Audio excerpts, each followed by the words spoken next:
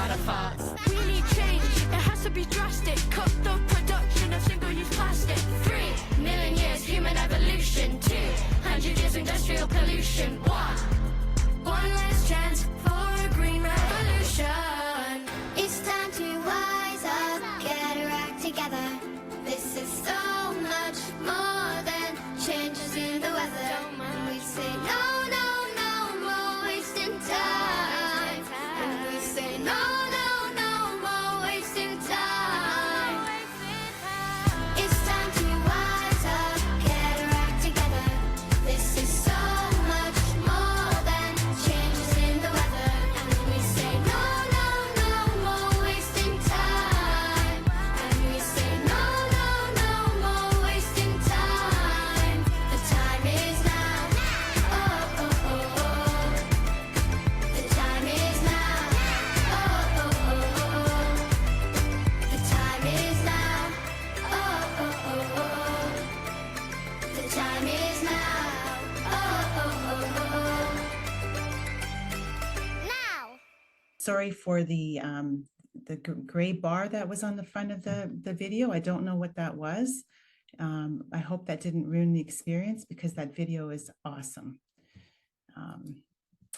I'm your host, Sharon Marshall, a mixed heritage entrepreneur, joining you today from the traditional unceded and ancestral lands of the Snanawas First Nation of the Coast Salish people. I am the team lead for our First Nations Climate Action Data Quilt project, which is a map or a data quilt, as we call it, of all the First Nations climate action initiatives in BC. Our Lunch and Learn series is our way of celebrating and showcasing the nations that have been at the forefront of environmental stewardship for generations, infusing traditional knowledge with modern practices to protect and preserve our planet for future generations. The West Coast Climate Action Network is a cohesive network of climate action groups, organizations, businesses, and initiatives in British Columbia that share a deep desire to see more urgent action for our local, provincial, and federal governments. Together, we strive to amplify Indigenous voices, elevate community-led solutions, and advocate for policies that prioritize environmentally sustainable sustainability and social justice. Now, I'd just like to quickly introduce the Indigenous engagement team. As mentioned, I'm the team lead. I'll pass the mic to Guy. Hi there, everyone. I'm delighted to be with us all here. I helped found the West Coast Climate Action Network some 3 years ago. We have 240 member groups across the province, all of whom are committed to building a world that is free of the climate crisis, basically. And it's such a privilege to be in an initiative like the Data Quilt that is finding and learning and discovering so much action on the ground by British Columbia's First Nations from far north west to far southeast. So thank you, Sharon. Back to you. If you want to, I guess Tara next, and if you can just please pass it on to our next. Sure. Thank you so much, Sharon. And I'm so excited to be here, part of this webinar, and of course, part of our team. And I'm coming to you from Burnaby, which is on the unceded traditional territories of the Squamish and Hunkaminam speaking peoples, the Tsleil-Waututh, the Squamish, and the Musqueam nations. And I am just enthralled. My husband, I'm part of this team, but my husband is a port and marines engineer, and he's trying to log in to be able to hear, these incredible women who are going to tell us about the geothermal project, because, as a port and marine engineer, they do LNGs. So they're really, I'm just so happy to be here, and I'll pass it on to Catherine. You're muted, Catherine. There. There's too many buttons to click. I'm doing the technical support today. My name is Catherine Maas.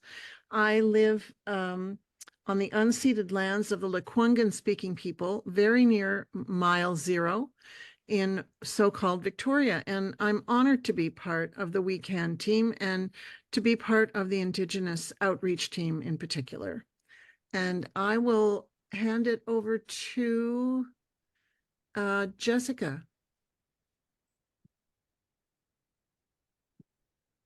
Hi, my name is Jessica. I'm logged in from the unceded territories of Silks Okanagan, and I'm working with the DIVA program, or DIVA Digital DIVA program. Next, Joanne. Hi, I'm Joanne Mayo. I'm from Onion Lake Cree Nation. I'm also working with DIVA. Next. That's it. That's it. Yes. That's all of our team. Thank you, Joanne and Jessica and the rest of the team. So before I introduce our guest speakers, let's learn a little bit more about the Data Quilt project that we've alluded to, which is the reason for the Lunch and Learns. Jessica? And actually, before Jessica talks about it, we hope that our next Lunch and Learn, we will have a bit of the map to show you. So Jessica? Under the mentorship of Sharon and the Digital DIVA program, we have been fortunate to work with the First Nations Climate Action Data Quilt, which the West Coast Climate Action Network started a year ago. In a nutshell, the Data Quilt project celebrates the incredible variety of particular initiatives that BC First Nations are engaged in, and we would want everyone to know about them. Great, thank you, Jessica. Now let's look at how the rest of this hour will unfold. We'll finish our introductions with our two guest speakers, and then they will have about 30 minutes to present. And if we have any time left, we'll have some Q&A. So if that sounds okay to everyone, let's get started. Today, we're absolutely thrilled to welcome Andrea Warren, Media and Communications Specialist, and Taylor Behn-Tsakoza, Community Liaison and Research Coordinator. I'll start with Taylor first. Taylor is a proud Dene woman from the Fort Nelson First Nation, coming from a health and recreation background and years of experience working with Indigenous youth on and off reserve. Clean energy is a new but exciting field that Taylor is honored to be working in. She's currently the Community Liaison and Research Coordinator for the Tu De-Kah Geothermal project. What excites her most about the project is the potential that repurposing the Clarke Lake gas field into a sustainable geothermal project has for revolutionizing the North and bringing food and energy security to the North. Andrea Warren, a Kwalipu Mi'kmaq woman hailing from Newfoundland, found her path in the stunning landscapes of Fort Nelson, BC, nestled in Treaty 8 territory. With a business background and a focus on media and communications, Andrea adeptly navigates cultural nuances to craft compelling narratives. She passionately believes in the power of stories to educate, inspire, and unite communities. Beyond her professional endeavors, Andrea is a devoted mother to 3 children, finding immense joy in witnessing their exploration of the world. Embracing the outdoors and connecting with nature are cherished moments for her family. Both ladies are from the Fort Nelson First Nation. Please welcome Andrea and Taylor. Thank you, Sharon. I'll share my screen here. It's this one.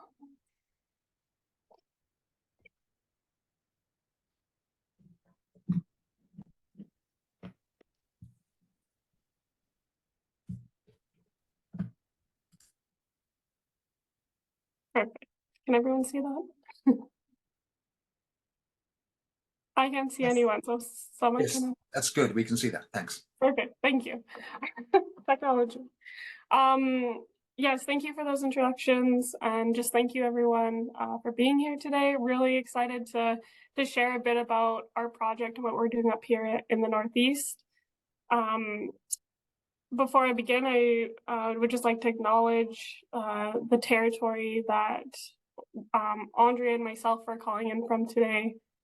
And I really acknowledge those who have put it in the chat, who have mentioned it in their introductions, and have really grounded themselves in, in the land that they live, work, and play on, and really acknowledging that relationship with the First Peoples. So I appreciate that.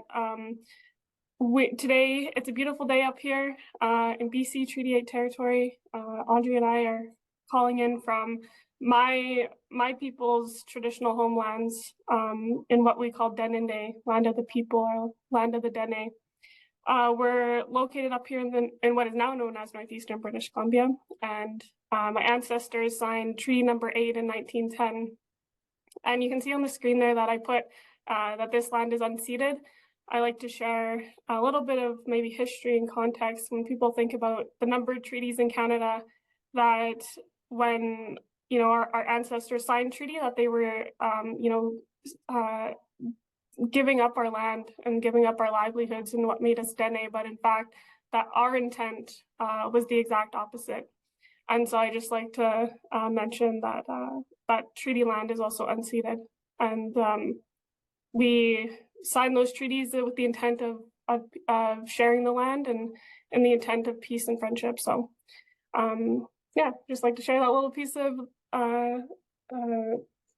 maybe knowledge or perspective that some people who don't come from treaty areas don't know. But with that being said, we'll jump into our presentation that we have for you today. This presentation is going to be a very broad overview. I shouldn't say broad, a very high level overview, rather, of the Tu De-Kah Geothermal project. I know that when I do these presentations, some people are looking for some really technical information, maybe a bit about the scientific side of things, or the different aspects around how are we what do our drilling operations look like, and things like that. So I won't go into too much detail on those aspects, but I will provide my email at the end, and please feel free to reach out if you have any more questions beyond this. But so with that being said, just know that we're going to kind of talk a bit about what is geothermal. I think providing that really basic knowledge is so important to, telling this story of Tu De-Kah Geothermal. And that's how I like to present on the project, is by telling this story and telling you a little bit about my community and why this project is so important. And I think about, the shared maybe interest of those on the call today, the work that WeCan does around, climate action, and really highlighting First Nations leadership in that. And this project really, for me anyway, coming from, I'm a member of my Fort Nelson First Nation, and to be a young community member on this project, really, it has opened my eyes to the leadership that First Nations and Indigenous people have in this space and should have in this space. And so yeah, I'm just really excited to share a bit about what that looks like for us. But before we get into any of the project, I think it's really important to ground us and to share a bit about who we are, the three, Indigenous women that are leading this work. I can go first, and then Andrea, I'll pass it off to you. But as mentioned in my bio, my name is Taylor Behn-Tsakoza. I am a member of the Fort Nelson First Nation.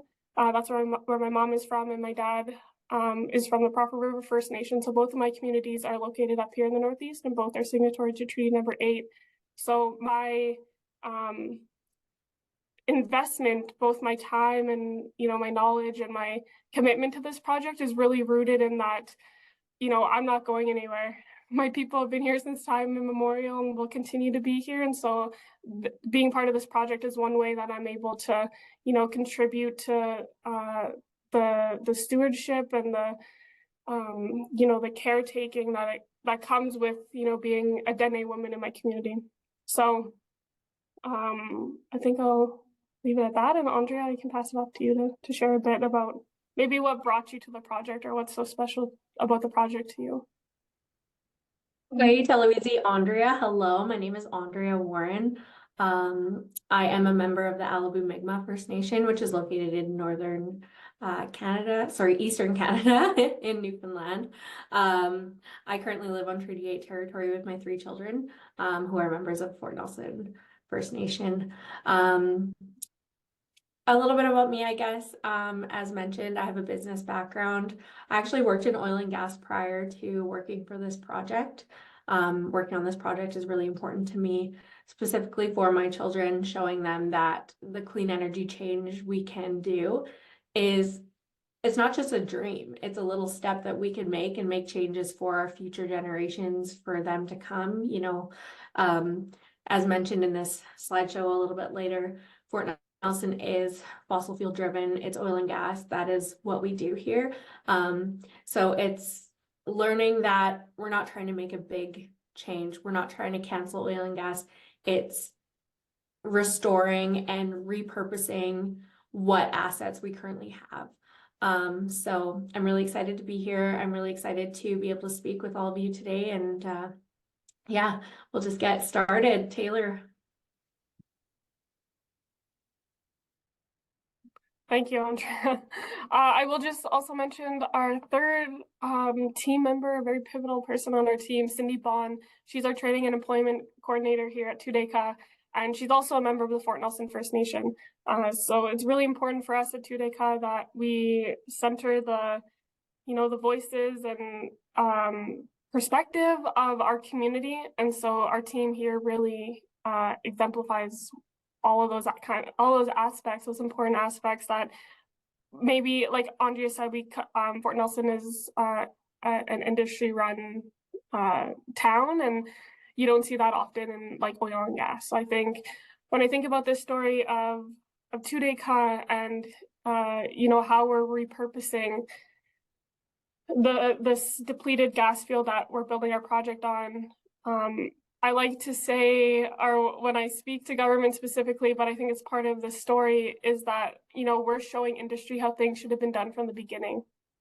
And, my territory has been just raped of its resources, our trees, our water, the oil and gas that exists underneath us. And for decades, my community hasn't seen any benefits, and rather we've suffered greatly, both social, economically, health-wise. All these different aspects have really been impacted due to that industry. And so when we think about Tu De-Kah, not only are we thinking about, how are we repurposing this gas field for a more sustainable purpose, but also every aspect of this project, community engagement, the development, the way that we're planning to build this power plant, and just knowing that like environmental stewardship, the incorporation of culture and language, and all these important aspects that are really pivotal to our community, Tu De-Kah is doing. And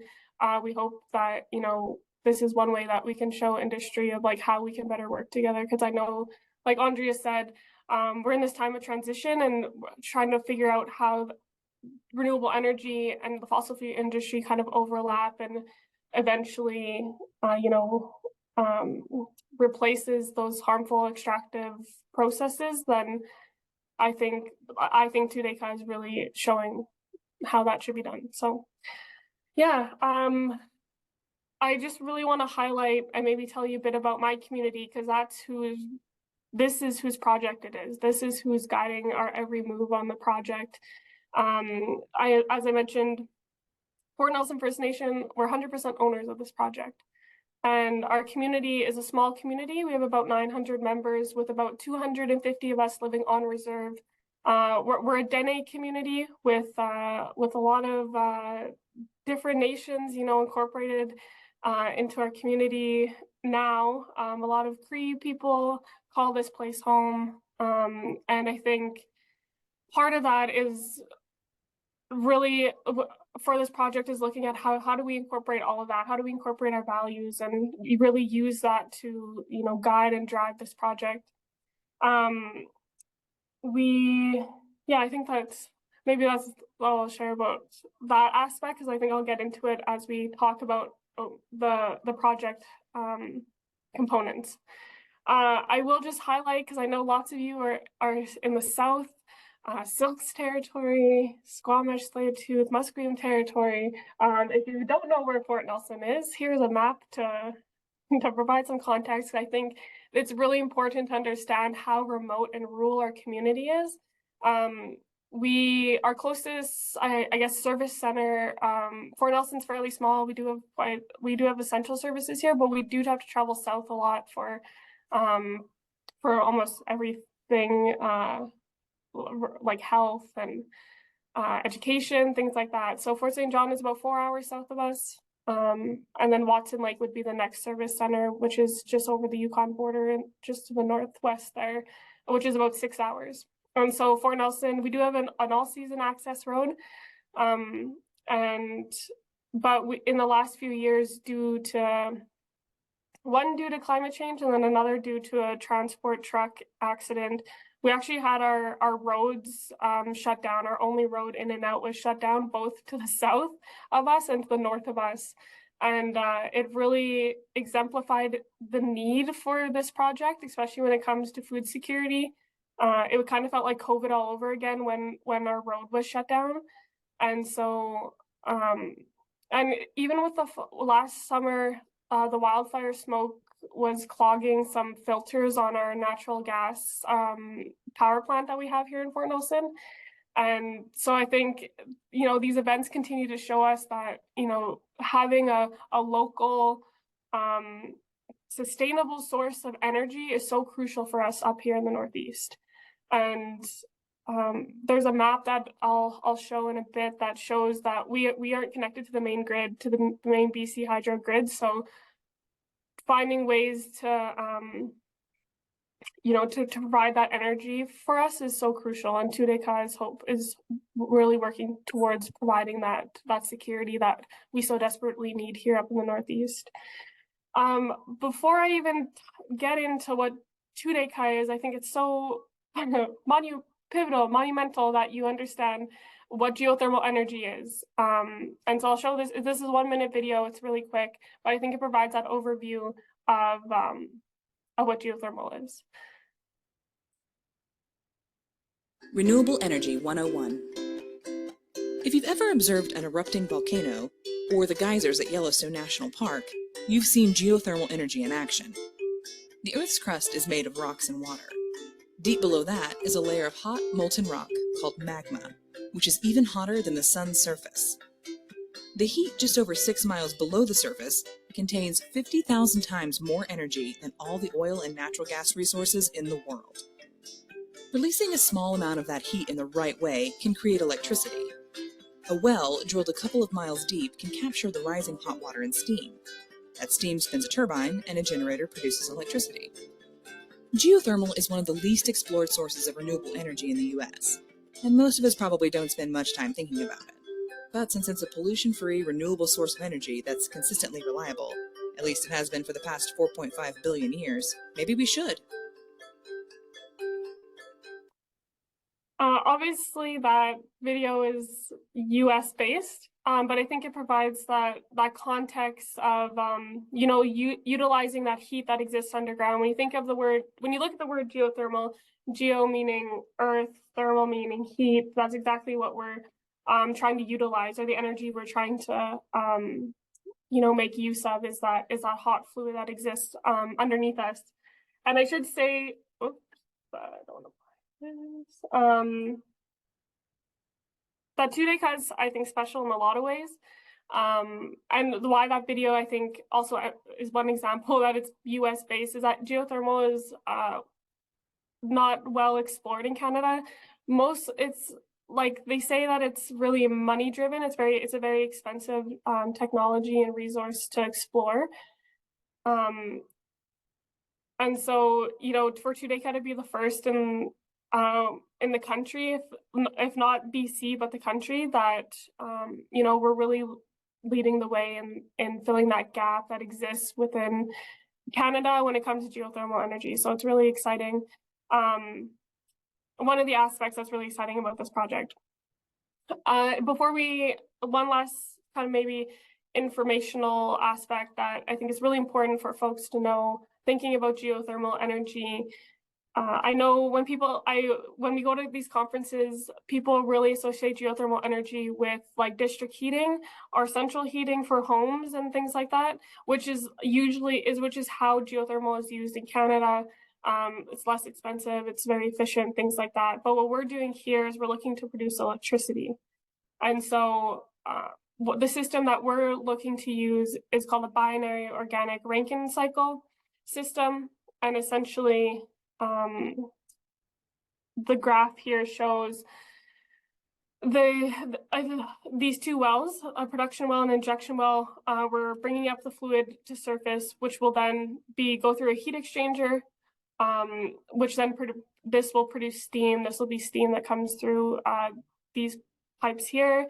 That steam spins this turbine, which then generates electricity, and then that gets sold to the grid. So, and then this fluid will get cooled back down, put back into a liquid state, and then that fluid is injected back in downhole, and then the cycle just repeats itself. So I think when you think about renewable energy, geothermal is the most efficient and sustainable, because unlike wind and solar, you need the sun to shine, you need the wind to blow. Where geothermal, it's just continuously hot, and so where geothermal is the best.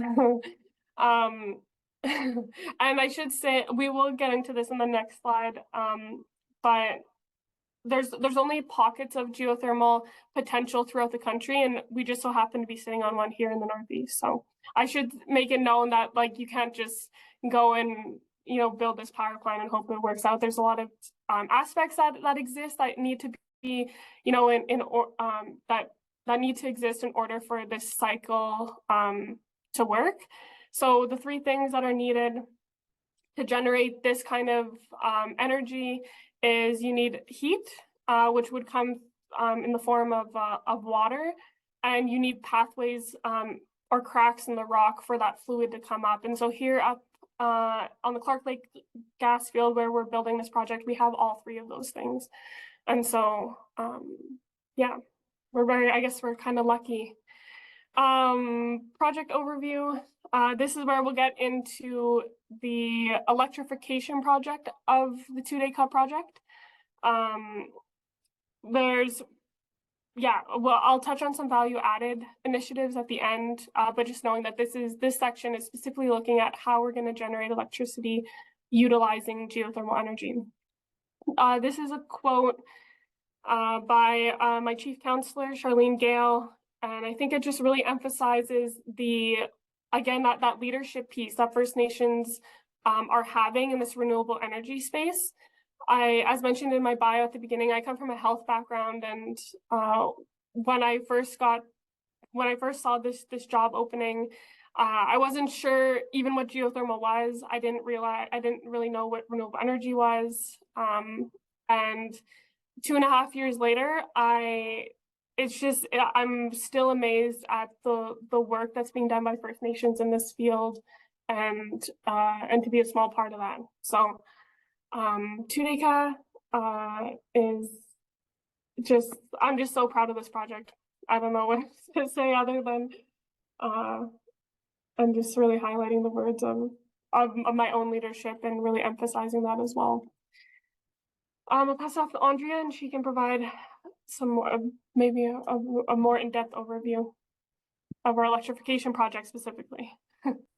Yeah, so Tu De-Kah Geothermal, this is a part of our electrification project. As Taylor mentioned, we are 100% owned by Fort Nelson First Nations, and currently we are 100% First Nations run. So as you've seen at the beginning, it's myself, Taylor, and Cindy, who are the main people on the project right now. So we are women, we are from Fort Nelson. It's amazing. We're very, very lucky to be a part of this project and making the change. So in this map, it'll show our little star here, which is our project, Tu De-Kah Geothermal. And you can see we're right on the cusp of this orangey red, which kind of shows, as Taylor mentioned, you can't just plop a geothermal project anywhere. You need to have the three main things: heat, water, rocks. and we are the perfect environment for it. We're actually placed in Clarke Lake is an old coral reef. So we're very lucky. Yeah, we have so many direct use opportunities as well with our electrification project. And our target operation is actually early 2028, late 2027. We do have significant federal and provincial support with funding through NRCan, ISC, federal government, etc. Taylor, am I missing anything?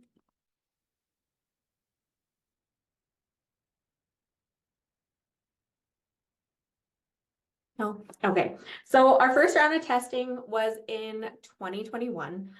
So we did 1 week of testing, which is about 50 hours of pump time. But we ended up having to stop due to there was high gas rates causing locking in the system. So we had to stop and reevaluate, see what other options we could do to ensure success. So our round 2 testing was in September of 2022. The photos on the side here are actual photos from our project during testing. So we had a gas handling strategy. We installed a gas separator and liner, and we completed our 30-day pump test. We were actually the first to complete a 30-day pump test with successes at the time in the country. And there was a total of 79,712 of brine produced, which is the liquid that we haul up through the wells. We seen temperatures of 114 degrees, so we knew that we would be able to have a project. Pretty exciting. That was step 2.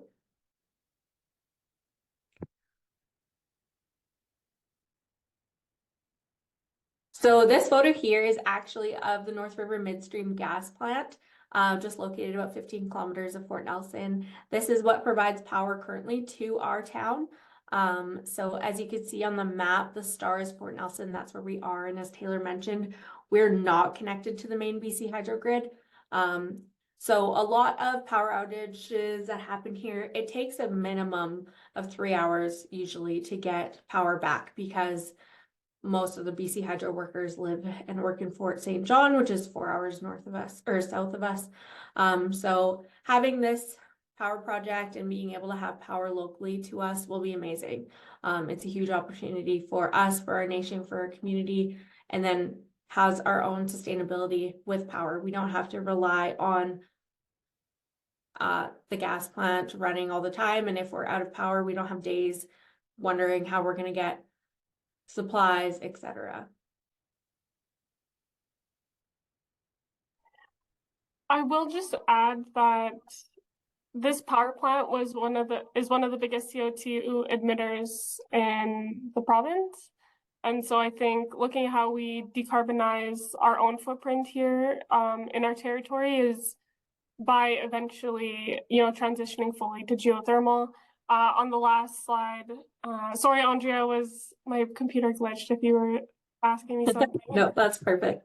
That our electrification project will produce about 7 to 15 megawatts, which is enough to power the region of Fort Nelson. So I think that's a big part of maybe the why of this story that Tu De-Kah has.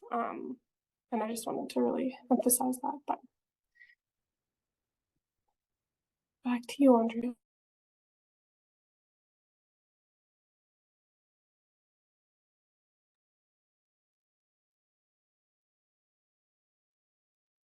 So this is a map of the Clarke Lake field. This is where our test site is on. As you can see, all the little red dots are abandoned gas wells. So our test doublet is the green star, and then the area surrounding in the red is the area our test area, I guess. And then Taylor, if you want to chime in, the reserve area is this yellow line. Yellow, orangey. part of the map. So yeah, it's very, very close to our community, right on the outskirts of our reserve boundary, but obviously still within our traditional territory. So yeah, very, very close. You will notice here in this little box that this gas field that we're developing on, the first well was drilled in the late 50s, early 60s. And, you know, trying to build a renewable energy project in oil and gas country is really, there's some challenges or hurdles that we need to get over. And one of them that I've encountered as the community liaison, as someone from this community, is that I get elders telling me stories that they were there the day that first well was drilled in this gas field, and the hesitancy that, you know, people have with, you know, transitioning to building a geothermal project on this gas field, and, you know, maybe the hesitancy or the lack of trust, you know, that oil and gas has instilled in people when it comes to, you know, promising jobs, or like that that our nation will see benefits and things like that. So it's been this history has been a really big component of the work that I do, and educating my community and, you know, broader in spaces like this, even the broader public around, you know, how important, but also maybe how challenging this work can be as well. So yeah, I just really wanted to emphasize that part, because it's really a big part of the work that I do around educating and you know, bringing people on board and encouraging them to walk with us on this journey of geothermal. Yeah, Andrea, do you want to finish this slide off? Yes, so the squares are proposed or seaside, so where we are planning on putting our power plant. We're not 100% sure which one, but it'll be one of the three. So it shows the producers, which are the red dots, and then the injectors are the blue. So these are the ones that we had reviewed, and this is our hope to drill and have those set up here. There's also the proposed transmission line, which will be this solid green. And then our BC Hydro current switch yard is the yellow over to the left with the slatted pink lines. So exciting, really exciting stuff on the go right now for our power project, or our electrification project. But that's a little bit about that, and Taylor's going to pop on about our value added parts of the project, which is super exciting as well. Probably one of my favorite parts personally. Awesome, thanks, Andrea. And I do recognize time, and I do want to leave time for questions, so I might kind of go a little bit faster for these slides coming up. I just really want to emphasize how close this project is to our community, and maybe just for knowledge sake that geothermal energy is really needs to be central to where the power will be, you know, shipped to, I guess. So this, just knowing that if your community or you're part of a project that there's interest in pursuing geothermal, just knowing that it needs to be quite close to the source of where that energy is going to be used. So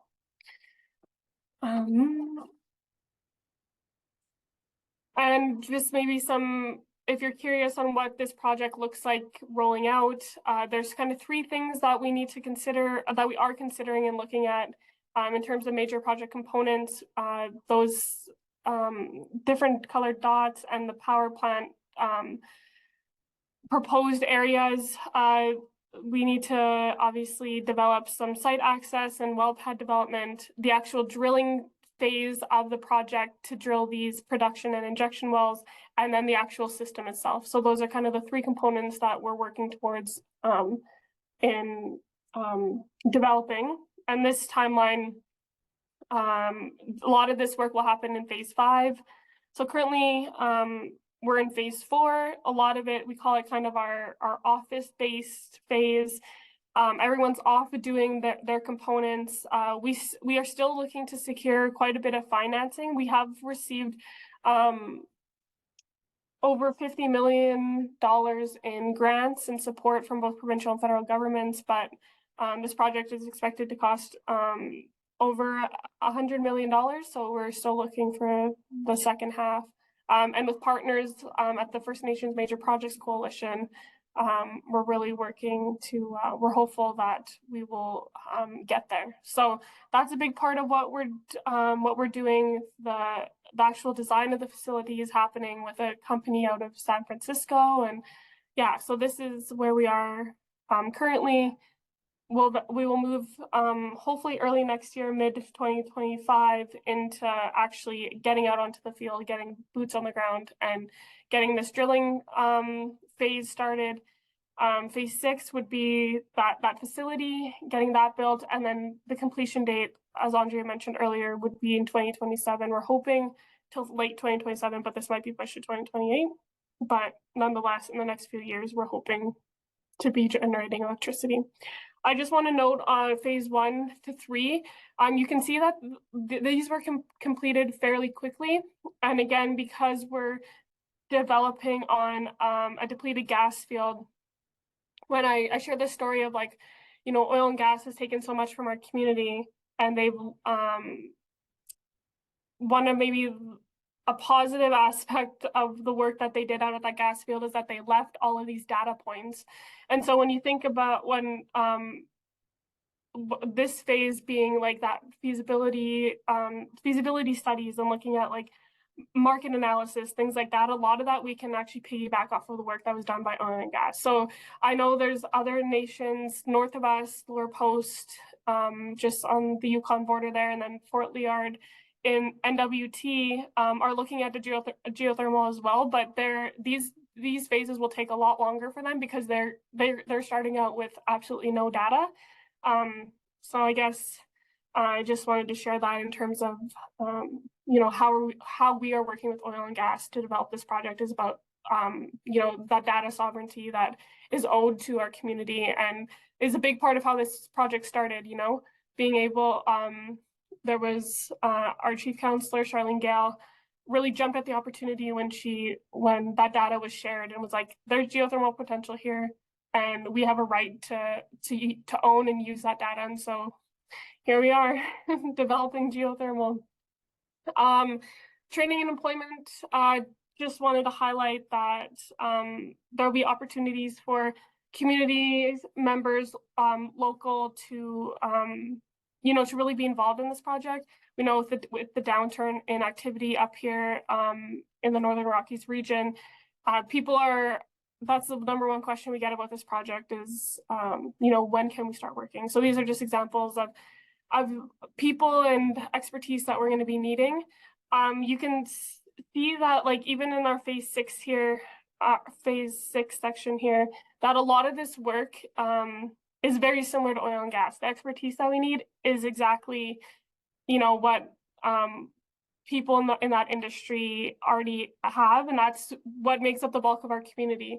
So when I talk about, you know, elders and community members really being skeptical of like how this system works or like what the benefit is actually going to be for our community, I love the saying that Cindy has, is that, you know, we're repurposing oil and gas assets, both those wells that, you know, we're going to need for when it comes to, you know, bringing up that hot fluid, but also that oil and gas assets in terms of like expertise and workforce. So I just think geothermal for this area is just so beneficial in so many ways, but this aspect specifically is really, I think, something that, you know, is allowing us to get support from our community, because we don't want to leave anyone behind. And we're really, when we talk about this transition, it's, you know, it's bringing along those skills and expertise that people already have. So not only are we repurposing, you know, this gas field, we're kind of bringing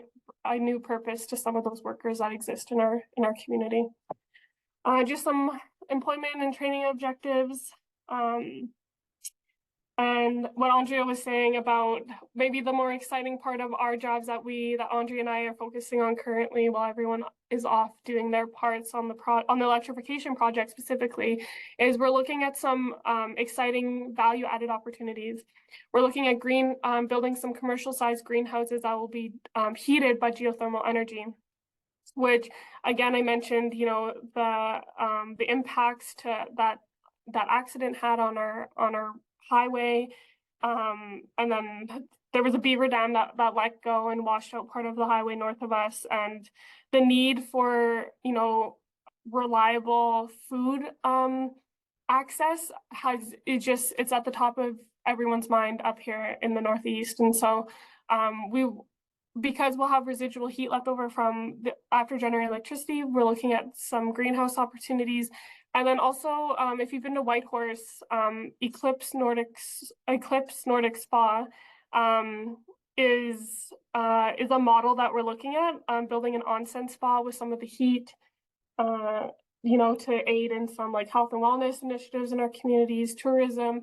So it's not just about that electricity part, but it's also like, how can we contribute to the other aspects of our community that are so important? So as mentioned, Andrea said that we see in about 114 degrees Celsius, this thermometer is just really showing that the opportunities that exist, everything below this line is what we're able to do. Some heating and cooling stuff, the electricity component, and then food growing, the fish farms. There's some commercial aspects that we can look at, but the food security and kind of that wellness aspect is the two components that we're really looking to pursue. This is just another map that kind of shows like the breakdown after you generate electricity, what other options exist to use with that heat.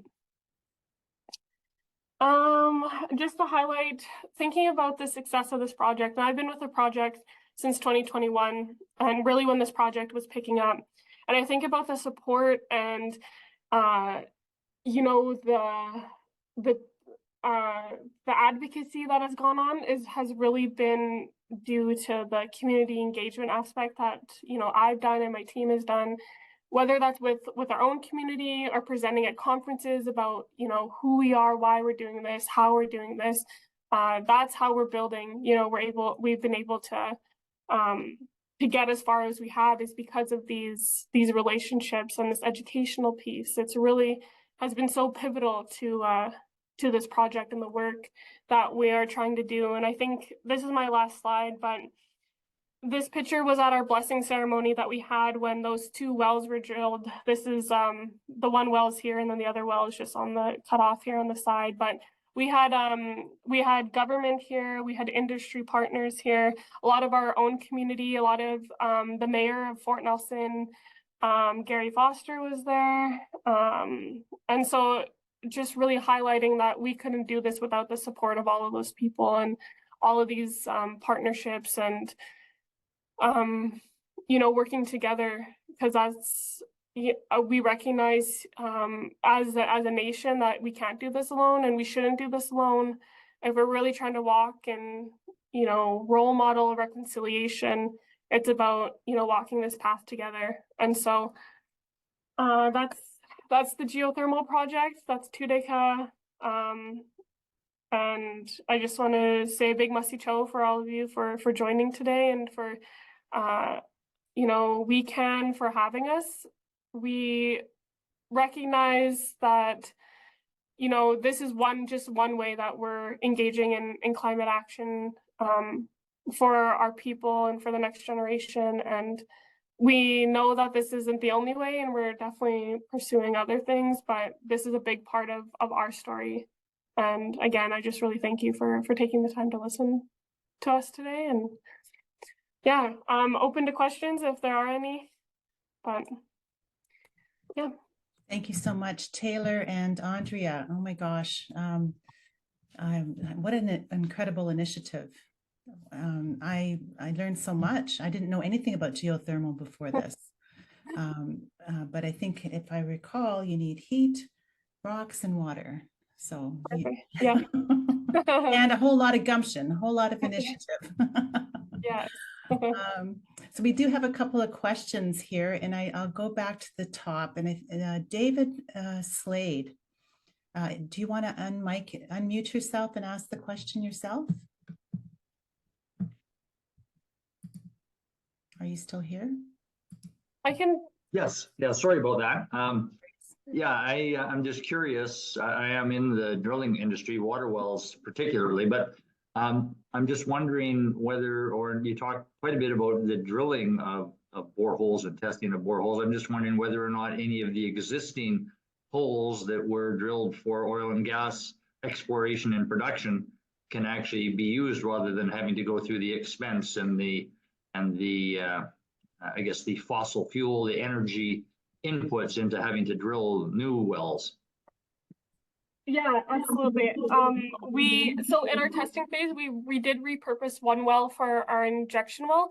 We did have to drill a new production well, but that is our intent, and we're working with the owners of the wells out there currently to continue to repurpose them, because I think that's a big part, you know, not only of the industry of renewable energy and you know, trying to repurpose those things, but that's definitely something that that we have done and are hoping to do as we continue to develop, you know, the rest of the field.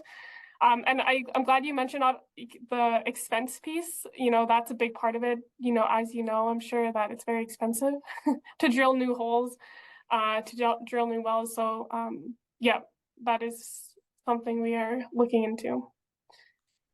Thank you, Taylor. We do have another couple questions in the chat, and I do see that Glenn has a hand raised. So perhaps we'll take Glenn's first, and then we'll go back to the chat.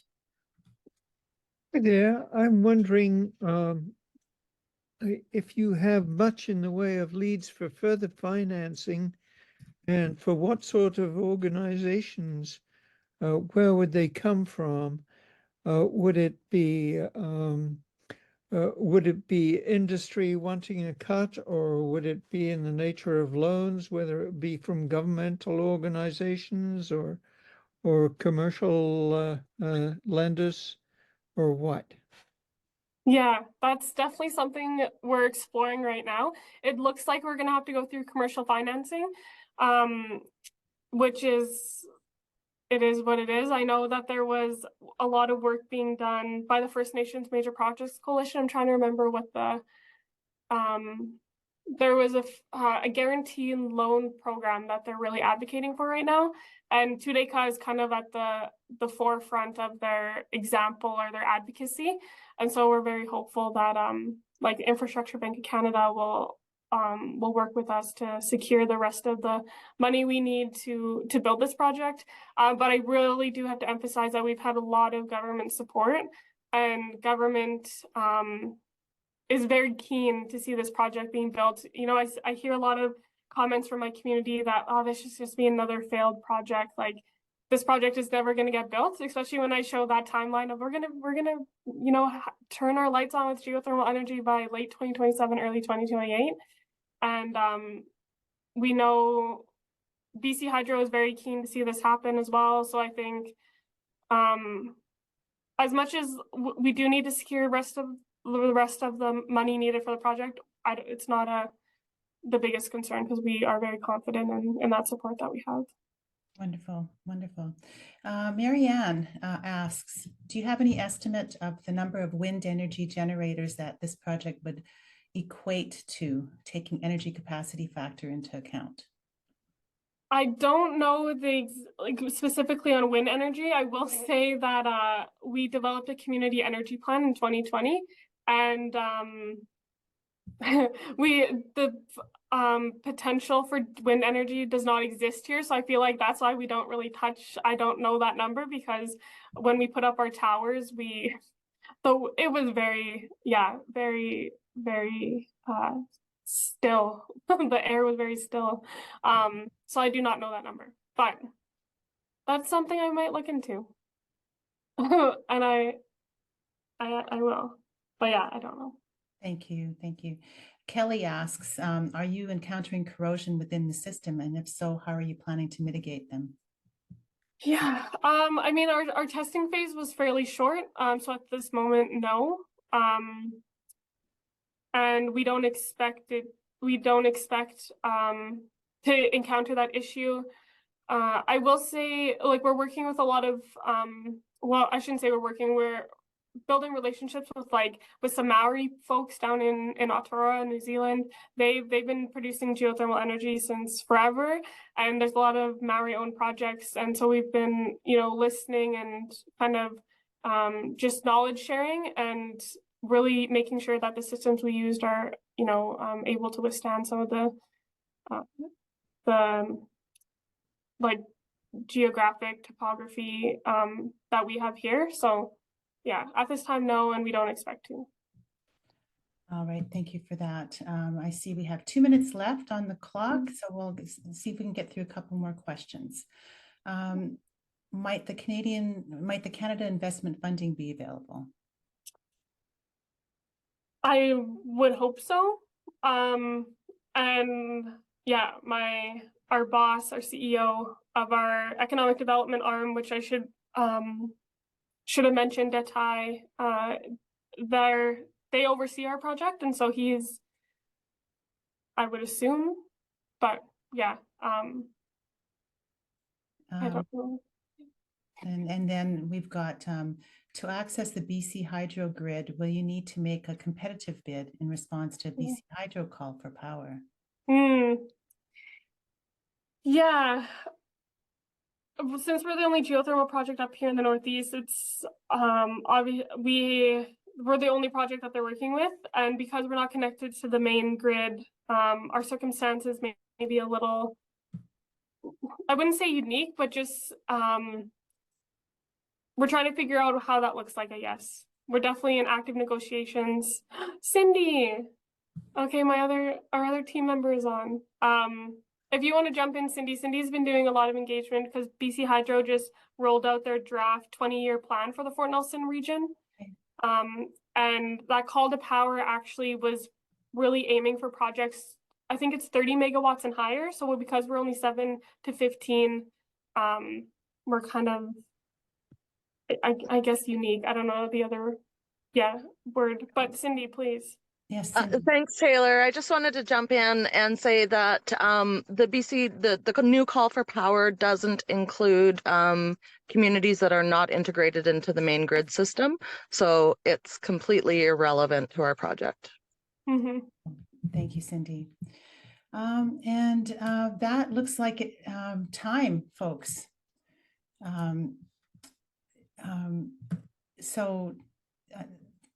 Just wanted to say thank you very much to Taylor and Andrea. The video recording of this Lunch and Learn will be posted on our website in a few days. Somebody on our team will be posting the URL to our website in the chat. And if you haven't subscribed to our newsletter, the link to do so will be there, as they'll be including that link, I believe. And we're hoping that our next Lunch and Learn is going to be on May 17th. We have a couple of First Nations that we're looking at, and so hopefully you'll join us on May 17th. You'll hear about it in the newsletter, and just really thank you so much for joining us today. We feel that this is a very important work that the First Nations are doing, and they don't get enough airtime, or I guess you know what I mean. Like, a lot of people don't know about this. I mean, I didn't know until I went on to this data quilt project. And so very important work that we think the world should know. So thank you for being here. Enjoy the rest of your week, and we look forward to seeing you next time.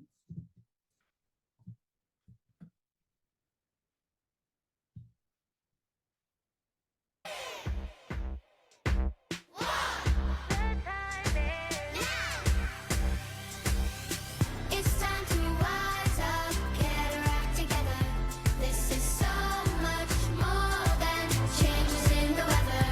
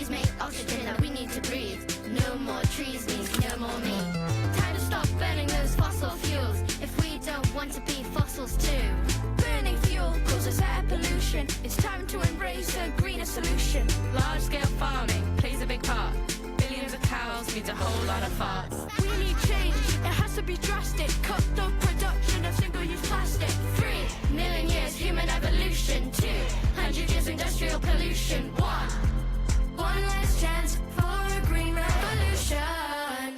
It's time to wise up, get our act together. This is so much more than changes in the weather. And we say no, no, no more wasting time. And we say no, no, no more wasting time. It's time to wise up, get our act together. This is so much more than changes in the weather. And we say no, no, no more wasting time. And we say no, no, no more wasting time. The time is now. Oh, oh, oh, oh. The time is now. Oh, oh, oh, oh. The time is now. Oh, oh, oh, oh. The time is now. Oh, oh, oh, oh. Now.